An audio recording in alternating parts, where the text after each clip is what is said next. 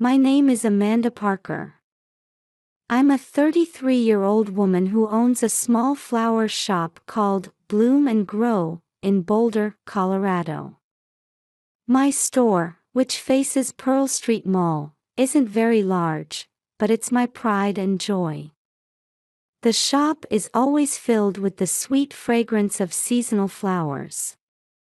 In spring, colorful tulips and irises adorn the storefront, delighting passers-by. 10 years ago, I met my husband Nathan. He works as a senior investment advisor at Colorado Investment Partners, a major financial firm. With an annual income of $150,000, he's what you'd call a member of the elite. When we first met, I was instantly drawn to his ambitious nature combined with his gentle personality. We've been married for 8 years, and our son Ryan, who was born during this time, is now 7 years old. Every Sunday at church, Nathan was looked up to as an exemplary husband. He even made time to attend PTA meetings between his work commitments. Though he could be a bit of a show-off, I loved him, quirks and all. Ryan is in 2nd grade at public elementary school. He's bright and innocent, and particularly attached to me. On holidays, we bake cookies together or play at the nearby park. These simple moments are my precious treasures. The refrigerator is covered with his drawings, and my heart warms every time I see them. Our daily routine was very structured. Every morning at 6 a.m., I naturally wake up before the alarm clock rings. The first thing I do is make smoothies in the kitchen. My special smoothie with fresh fruits, vegetables, and protein powder is my source of energy. I'm particular about using carefully selected organic ingredients. After that, I prepare Ryan's lunch and the family's breakfast. When the morning sun streams into our modern white kitchen, the shadows of the houseplants on the counter create beautiful patterns on the wall. In such peaceful morning light, I would savor my happiness. Nathan leaves for work at 7:30 a.m. After seeing him off with a "have a good day," I take Ryan to school.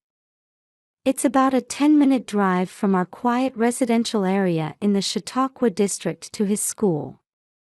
The commute, with views of the majestic Rocky Mountains along the way, was our precious conversation time.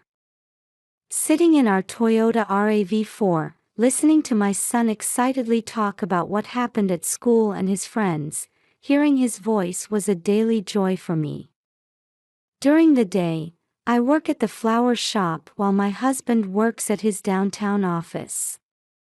Casual conversations with regular customers, tending to seasonal flowers, creating bouquets.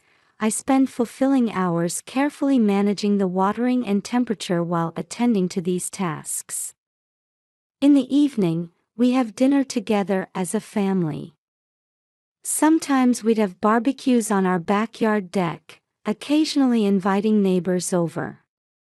Until now, this was our normal daily life. Indeed, we had no financial worries and were probably seen as an ideal middle-class family from the outside. Our 3-bedroom house was ordinary yet filled with our personality. The large living room windows offer views of seasonal changes, crocuses announcing spring's arrival, vibrant petunias in summer, autumn foliage, and pure white winter landscapes. All of these were part of our precious memories. But over the past 2 months, I began to notice subtle changes.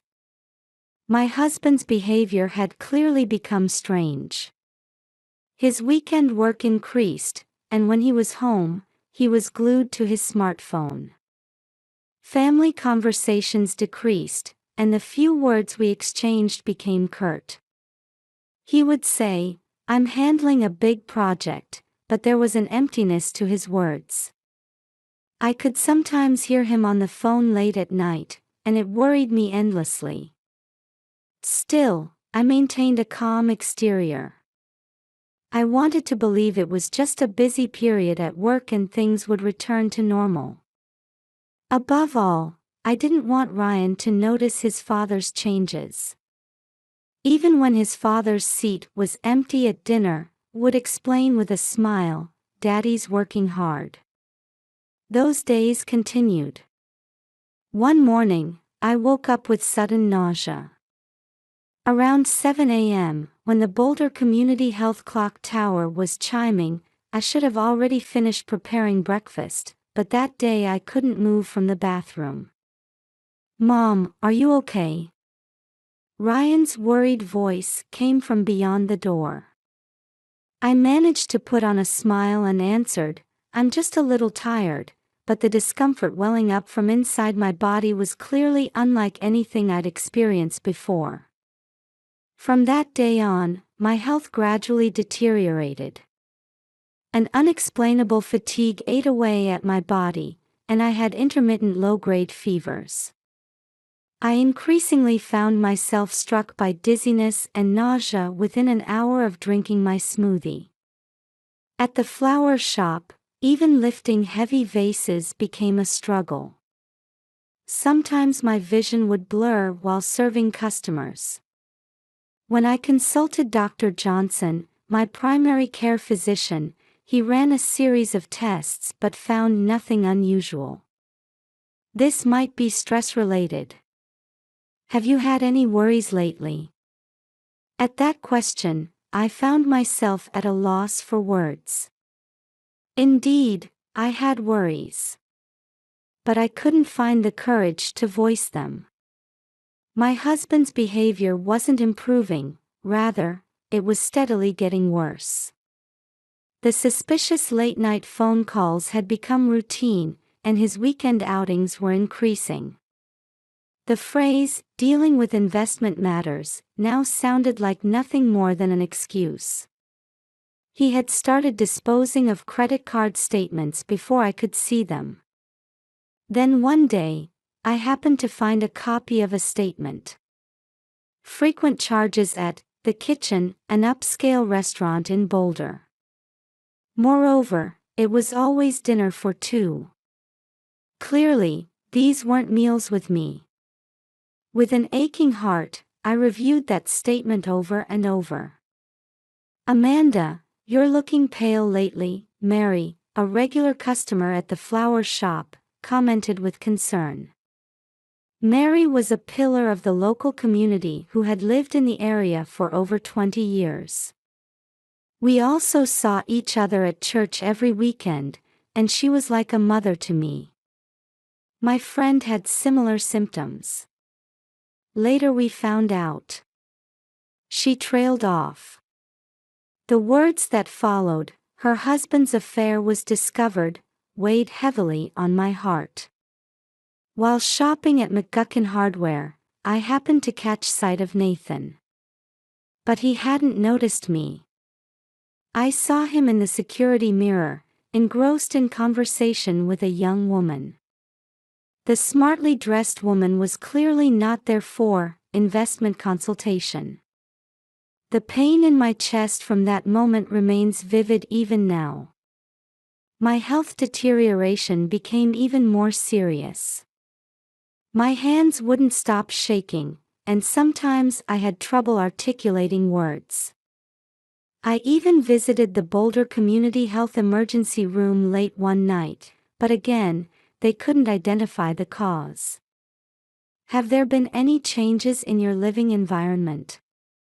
When the doctor asked, I could only look down in silence. Yes, there had been changes. But I didn't have the courage to speak about them. My distrust of my husband grew daily, and our once strong relationship of trust seemed to be crumbling audibly. Ryan seemed to be keenly aware of my condition. Every time he worriedly asked, "Mom, are you not feeling well?" I would answer with a forced smile, "I'm fine." I didn't want to worry him. With that sole thought in mind, I continued to maintain a facade of calm. But reality proceeded in a cruel direction, regardless of my wishes. Even when my husband was home, he was like a stranger. His gentle smile and family conversations all seemed to have become things of the past. That morning, I woke up earlier than usual. The clock had just struck 6 a.m. Outside the window, the morning sun was beginning to touch the peaks of the Rocky Mountains. Though I still felt unwell, I had awakened to a strong sense of unease. As I was about to head to the kitchen, I heard a small noise. The sound of someone moving. There couldn't be anyone but family in the house. But usually, I was the only one up at this hour. Quietly descending the stairs, I noticed a faint light coming from the kitchen. What I saw there would dramatically change my life. Standing with his back to the counter was Ryan, doing something in front of the glass I use for smoothies. In his hands was an unfamiliar white bag. I could see him skillfully putting some powder from it into the glass. At that moment, I felt as if all the blood in my body had frozen. But strangely, panic didn't set in. Rather, I had a sensation of all the strange feelings from the past few months suddenly connecting. My ill health, my husband's behavioral changes, everything started to make sense. I took a deep breath and spoke in my most normal voice possible. "Ryan, you're up so early." My son turned around without showing any surprise, rather looking pleased. "Oh, Mom.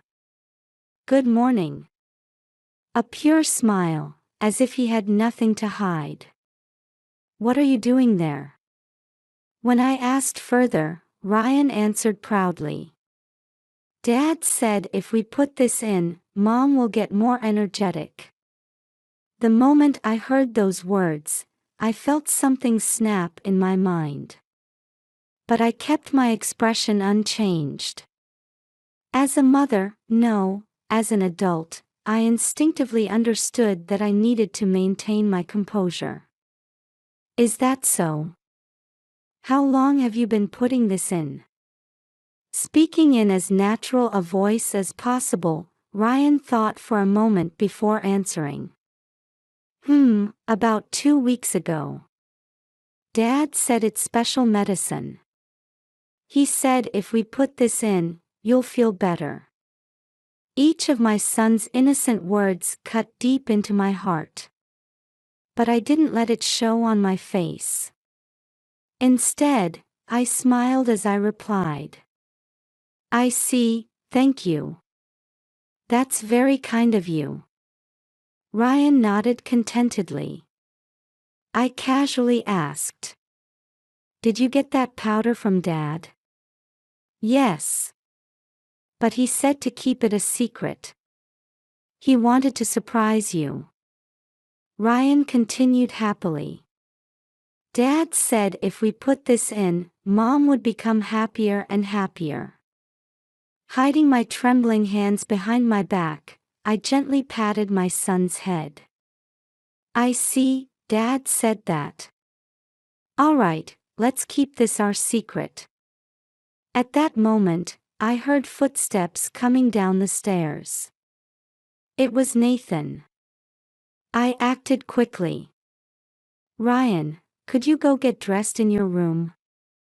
After confirming my son had returned to his room, I hastily secured evidence. I took out my smartphone and photographed the white bag and powder on the counter. I also collected a sample of the powder in a small plastic bag. Right after that, Nathan entered the kitchen. "Good morning." His voice carried its usual coldness. I maintained my composure as I replied. "Good morning. You're early today too." My husband silently turned on the coffee maker and picked up the newspaper, as if he had no knowledge of what had just transpired. That morning, I closed the flower shop before opening and went straight to Mountain State Investigations, a private detective agency in Boulder. This was a place that had been recommended by a regular customer. When I entered the office, Mike Johnson greeted me. "Mrs. Parker, please tell me your story." In a calm voice, Mike listened to everything I had to say. I told him everything: my health issues over the past few months, my husband's changes, and the events of that morning. Mike listened to my story with a serious expression, occasionally taking notes. "You mentioned you have a sample of the powder." I took out the white powder in the plastic bag.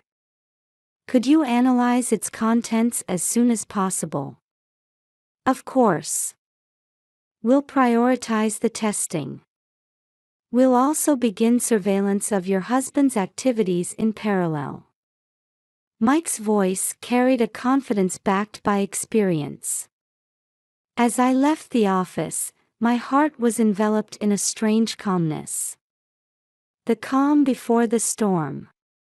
It was also a premonition that my life was about to change dramatically. That night, after Ryan went to bed, I repeatedly listened to the recording of my son's testimony on my smartphone. The horrifying truth told in an innocent voice. Tears welled up. But this was no time for crying. I had to protect my precious son from this situation. 2 days later, I received a call from Mike. "Mrs. Parker, there's an urgent matter I need to discuss with you." I could sense an extraordinary tension in his voice. When I arrived at the office, a thick report was placed on the desk. "We have the test results for the powder." The test results I received at Mike Johnson's office far exceeded my worst predictions. The white powder contained a toxic substance classified as a deleterious substance. Continuous intake of small amounts would gradually corrode the body. And eventually. Just thinking about the outcome sent chills down my spine. This is clearly attempted murder. We need to report this to the police immediately. Mike's voice seemed to come from far away. My head was filled with confusion, anger, and deep sadness. We arrived at the Boulder Police Department at 3 p.m. that day. Upon entering the imposing brick building, Detective Sarah Watson from the Major Crimes Unit immediately attended to us.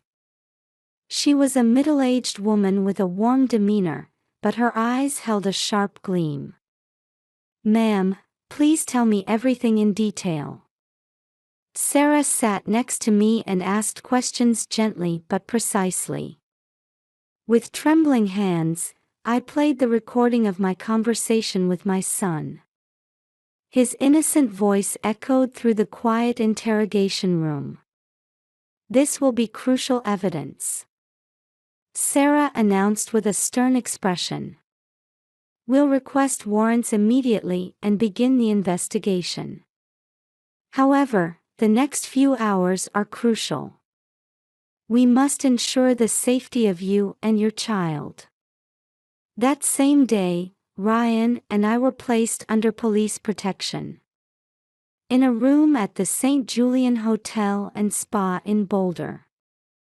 Though I could see the familiar cityscape from the window, I knew it would never look the same to me again. The police moved swiftly. Within 2 hours of our move to the hotel, a special unit was formed and the operation began. Information indicated that Nathan was still working overtime at Colorado Investment Partners. At dusk in the downtown office district, Nathan reportedly showed a surprised expression at the unexpected visitors on the 14th floor of the glass building.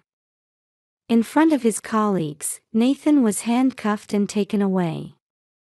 The interrogation continued through the night. At first, Nathan denied all charges.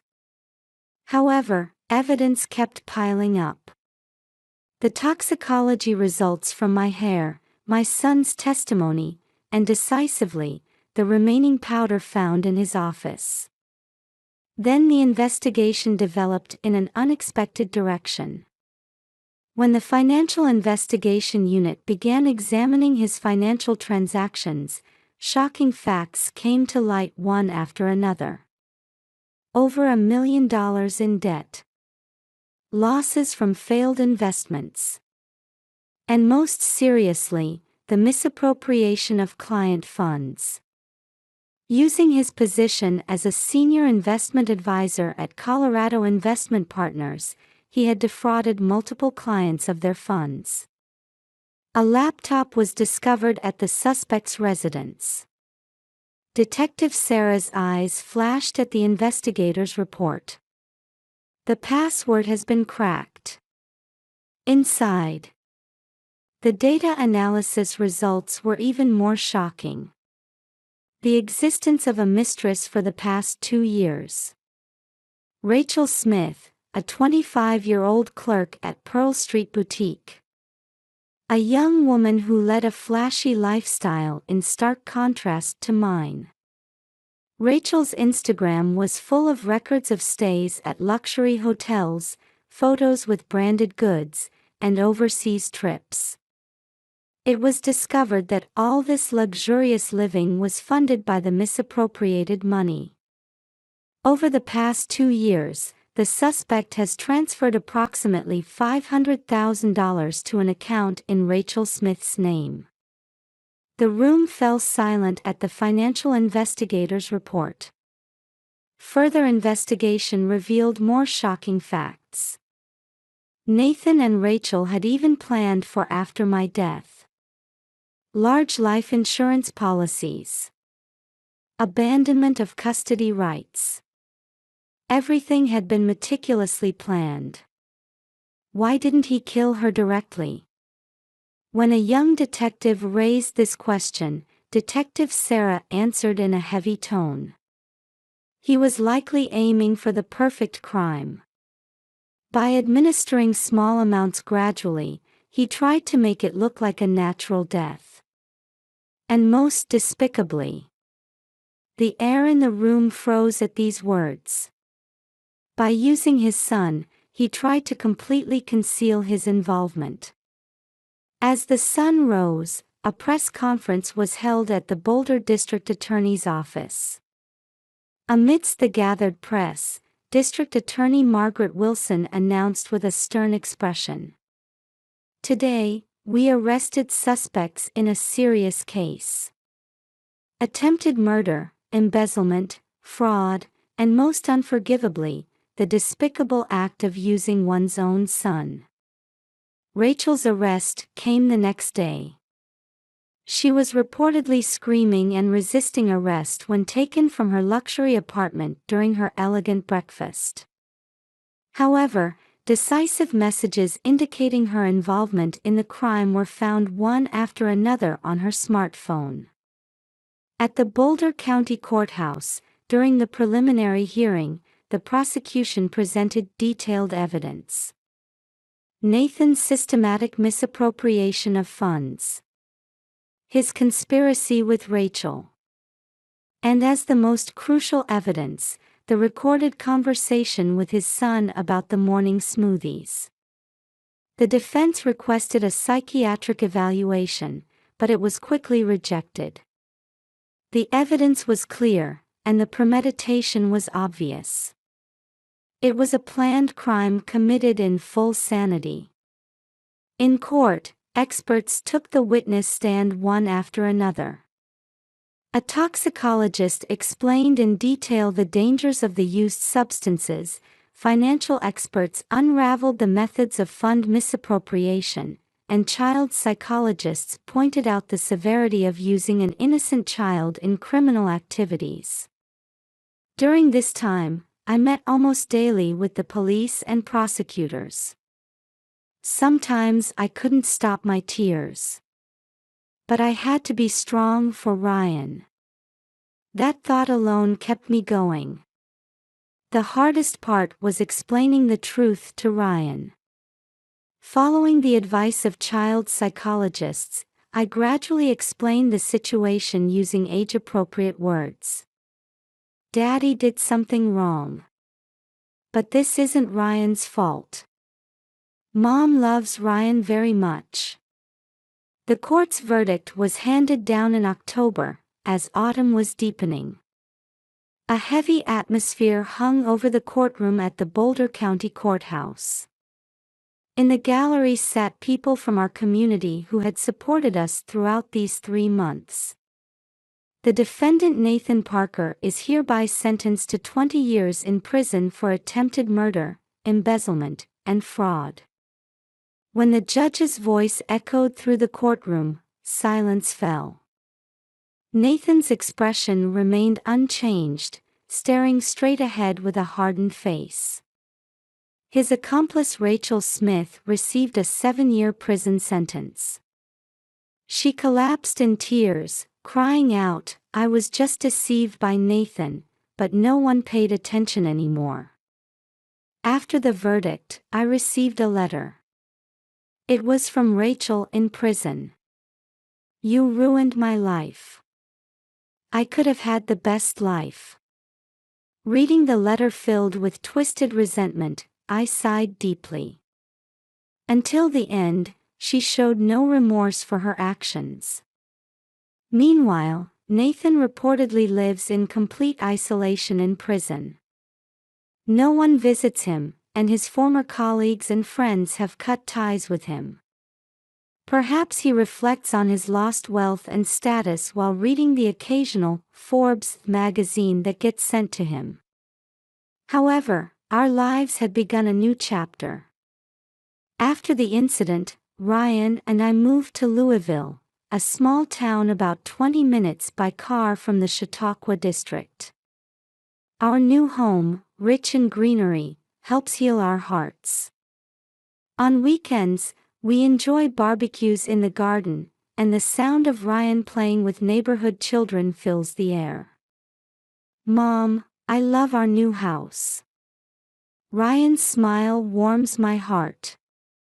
He's now gradually overcoming the trauma from the incident with the support of a child psychologist. Every Wednesday evening, after counseling, we always stop at a nearby ice cream shop. That has become our new joy. The flower shop Bloom and Grow has grown in unexpected ways. Following local media coverage of the incident, many people began visiting the store. "Your courage inspired me. I'm encouraged by how you persevere with your child." I received such words from many people. And now, I'm preparing to open a second store about 10 minutes by car from Pearl Street Mall. The new store name, Bloom and Grow Family, reflects our wish for renewal. The church community continues to support us warmly. After Sunday service, we're always invited for tea time. Mary and other church members watch over us like family. "Amanda, you're such a strong woman." I smile at Mary's words. I had to be strong. To protect my precious son. I've also become more actively involved in PTA activities. Meeting other mothers who have gone through similar experiences and sharing our stories has created new bonds. Sometimes we cry together, but we keep moving forward. This attitude seems to touch the hearts of those around us. Ryan quickly made friends at his new school. He runs around energetically during recess and proudly shows me the artwork he makes in art class. Every time I see his smile, I feel grateful that we overcame this ordeal. Our morning routine has changed slightly. Now, Ryan and I make smoothies together. Choosing fresh fruits, adding yogurt, sometimes putting in honey. Making our morning drink together is transforming bitter memories into new, happy ones. Recently, Ryan said something touching. "Mom, when I grow up, I want to be a detective. I want to help people in trouble." Those words brought tears to my eyes. The ability to transform a painful experience into a desire to help others, I feel proud of my son's strength. Now, as we approach 1 year since the incident, I'm greeting new mornings. Drinking warm smoothies while basking in the morning sun through the window. Hearing Ryan working on his homework nearby. It's simple, but there's genuine happiness there. Sometimes I blame myself, thinking, why didn't I notice sooner? But whenever I do, someone always encourages me. Regular customers who stop by the flower shop, church friends, new friends in the community. Supported by people's kindness, we keep moving forward. Regular checkups at Boulder Community Health show no more abnormalities in my body. The doctor even says I'm healthier than before. The emotional wounds might not be completely healed yet. But we're moving forward, step by step, surely. I can feel that in our daily lives. Next weekend, we're going on a small family trip.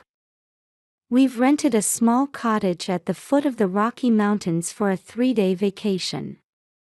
Under the starry sky, I plan to share new dreams with Ryan. Life sometimes presents cruel trials. But with loved ones by your side, you can overcome any difficulty. Perhaps our story is testimony to such hope.